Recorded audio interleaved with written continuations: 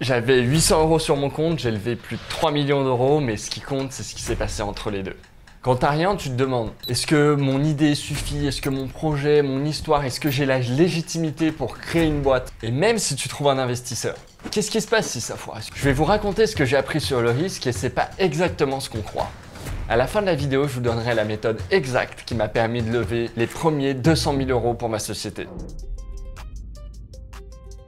Avant d'aller plus loin, j'aimerais vous demander un truc, likez, abonnez-vous, ça soutient énormément ce que je fais et si jamais vous avez des questions, n'hésitez pas à les mettre dans les commentaires, comme ça moi je peux m'en servir pour faire les prochaines vidéos. Donc moi au début de l'aventure Sailfear, je me posais énormément de questions, il y avait énormément de points d'interrogation, de flou de partout. Est-ce que j'allais être capable de construire la tech que j'étais en train de pitcher? Est-ce que le marché existait vraiment? Est-ce que les utilisateurs allaient apprécier ce que j'étais en train de proposer? Et j'avais ce truc que beaucoup de fondateurs ont, le syndrome de l'imposteur. La légitimité, ça tombe pas du ciel. C'est un truc qu'on construit étape par étape. C'est pas quelqu'un qui va donner un tampon, ok c'est bon, lui est légitime. C'est à toi de le construire à force de clarifier ta vision, tes convictions, les étapes par lesquelles tu veux passer et pourquoi t'imagines que ces étapes sont les bonnes et pas d'autres. Ça peut être des micro-preuves comme par exemple une boîte qui vous dit j'ai ce problème précis ou alors une feature que vous avez réussi à développer, peut-être pas la feature finale mais une première brique ou alors tout simplement un utilisateur qui vous donne un feedback sur votre produit. D'ailleurs, il y a toujours ce moment de déclic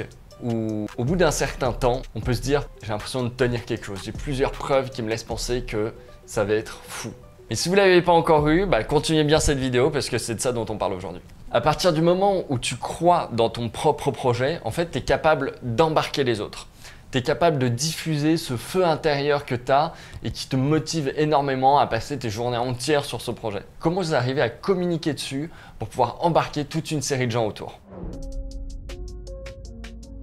Je vais vous dire un truc un peu tabou. En réalité, on risque pas grand chose en montant sa boîte. On risque de perdre du temps, on risque de perdre un peu d'argent. On a peut-être un risque d'opportunité parce qu'on prend pas un job à côté ou des choses comme ça. Mais c'est ok. Il faut faire la distinction entre plusieurs types de risques. Le risque social, le risque financier et le risque émotionnel. Donc le risque social, c'est un risque lié à la réputation. En fait, quand on prend un engagement comme ça et qu'on embarque, que ce soit des clients, des salariés, des investisseurs, des banques, dans une aventure comme celle-ci, on prend un risque social. Si jamais on n'atteint pas les objectifs, si jamais ça se rallonge, il faut être capable de tenir le choc et de continuer. Ensuite, il y a le risque financier personnel. Ça, franchement, il y a énormément de moyens de le réduire au minimum. En France, il y a le RSA, le chômage, donc franchement, vous avez déjà plusieurs mois en général devant vous pour vous lancer. Sinon, 2-3 trucs qu'il faut savoir et qu'il faut surtout éviter quand on se lance, c'est tout ce qui est lié au prêt bancaire et notamment les cautions personnelles. Je vois beaucoup de gens qui prennent des cautions personnelles, qui s'engagent personnellement alors qu'on crée une structure, une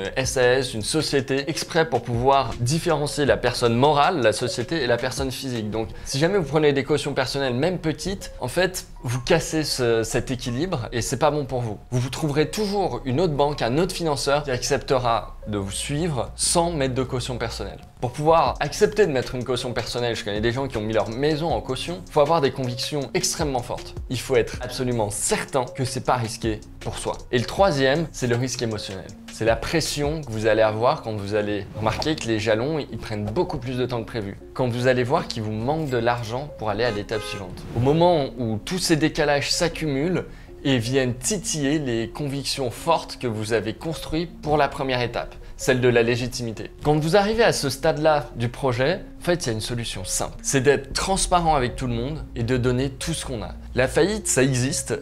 Il y a une majorité d'entrepreneurs qui connaissent ça, qui sont déjà passés par là. Ça fait partie de l'aventure, on a le droit de planter une boîte et même dans certains pays, c'est comme un diplôme. Je pense qu'il y en a beaucoup qui regardent cette vidéo qui ont déjà eu ces sensations-là. Et si c'est un blocage que vous avez, franchement, prenez le temps de poser les choses sur papier, de regarder le niveau d'engagement que vous avez pris, le risque que ça représente. Vous verrez factuellement que vous pouvez lever ce blocage. Maintenant, comment on va chercher cette première enveloppe financière pour pouvoir investir sur la V1 du produit, du service que vous voulez créer?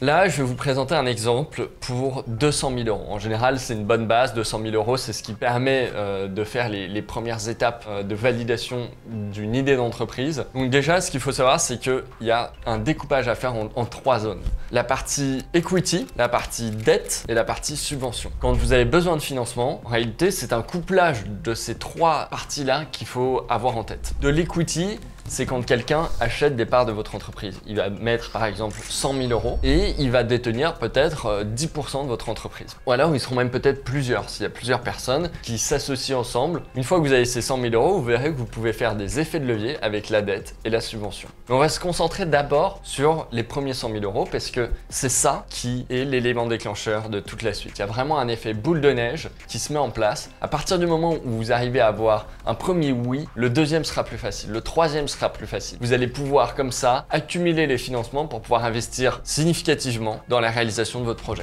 Ce qui est important, c'est vraiment de créer des vraies rencontres, des rencontres humaines, des gens avec qui vous allez pouvoir partager un bout de l'aventure, avec qui vous allez avoir des discussions profondes sur le sens de ce que vous faites et sur les étapes par lesquelles il faut passer. Oubliez complètement toutes ces listes là qu'on voit passer sur LinkedIn, liste du top 100 Business Angel France et tout, ça sert à rien. Il faut que vous arriviez à trouver des gens qui font vraiment du sens avec votre business, qui ont vécu une expérience qui vous intéresse particulièrement, qui ont réussi. Il faut surtout pas embarquer des gens dans l'aventure qui n'ont pas les moyens. Donc, quand je dis qu'ils ont réussi, je pense à la réussite financière.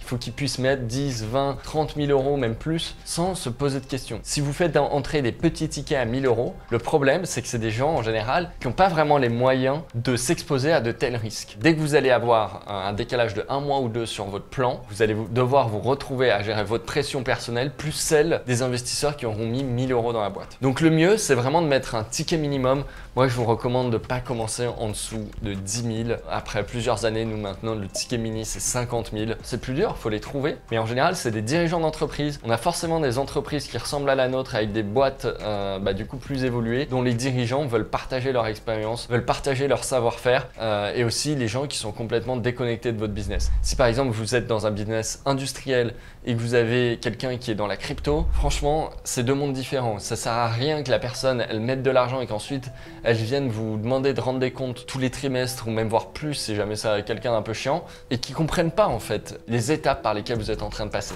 Il y a des fois où je vais jusqu'à 5 ou 6 rendez-vous par semaine avec des personnes de l'écosystème qui peuvent apporter une vraie brique significative à la boîte et à qui, du coup, je propose d'investir. Une fois que vous avez eu ces premiers oui, la question se pose de ok, j'ai quelqu'un qui est intéressé, mais comment concrètement je le fais rentrer au capital? Il faut aller au plus simple. On n'a pas le temps de faire des trucs compliqués, on n'a pas le temps de faire des vraies augmentations de capital. Il y a un outil qui est hyper facile à déployer qui s'appelle le BSAR.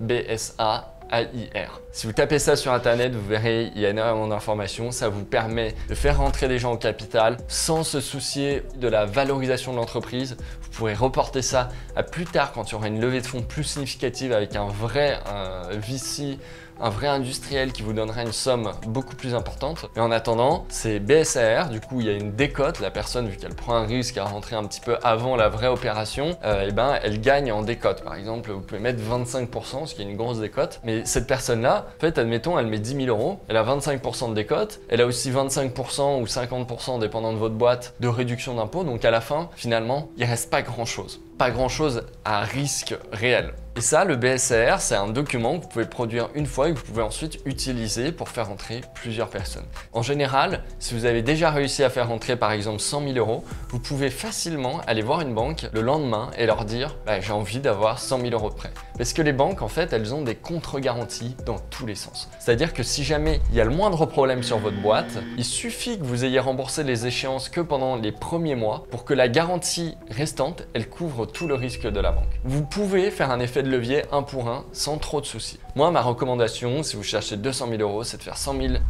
de private equity, 50 000 de dette et 50 000 de subvention. Parce que si vous faites 100 000 de dette, c'est possible. Derrière, vous allez avoir des échéances, peut-être 2, 3, 4, 5 000 euros tous les mois à rembourser obligatoirement. Et si jamais vous n'avez plus de cash à ce moment-là, c'est directement notification à la Banque de France. Le tribunal de commerce du coin il risque d'être informé et vous allez avoir des problèmes. Si vous réduisez un peu le niveau de dette, en réalité c'est plutôt sain et vous allez pouvoir comme ça y aller plus progressivement. Si vous avez été dès le début bien identifié par BPI, donc ça je vous recommande d'envoyer un message à votre référent local pour l'informer régulièrement de votre démarche.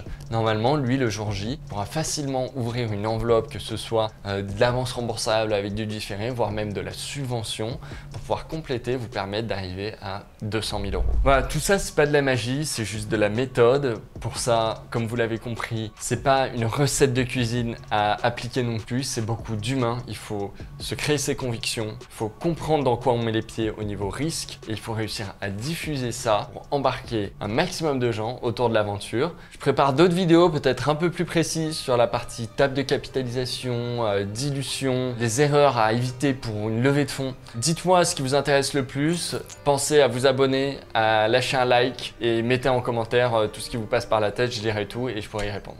Ciao!